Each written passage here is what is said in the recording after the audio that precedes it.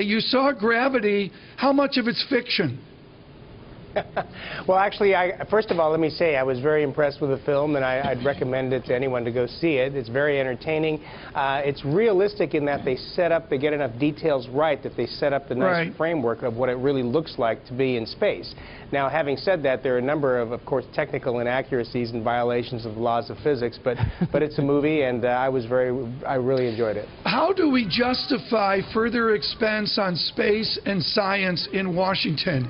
What do you say when you speak to a congressman or woman who says, I don't want to fund that? Well, the actual fact is that the part of the NASA budget is less than 1%, and historically has been less than 1% of the U.S. budget, except during the Apollo era. So, you know, you're getting all the things that NASA does at very, very low prices, and you're creating a lot of jobs. You've got technical spin-offs. But I think the most important reason that you fund a human spaceflight program is that it inspires the next generation of people, of young people.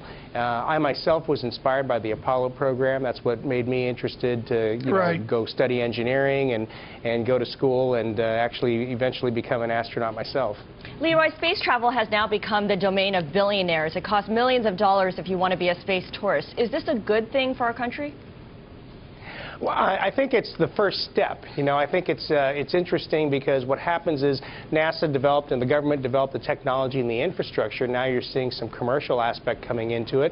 Yeah, there have been about 7 people, I think, that have paid a pretty good sum of money to get up into space, and you know, I think that's the first step of commercialization. As with anything like this, even with the airplane, you know, the first airplanes were expensive, they were dangerous, and then eventually the commercial side caught up, and we've got modern air travel. And I'm not saying that space is necessarily going to go that same path, but it's kind of a rough analogy. I think it's time to start looking at more commercial things in space.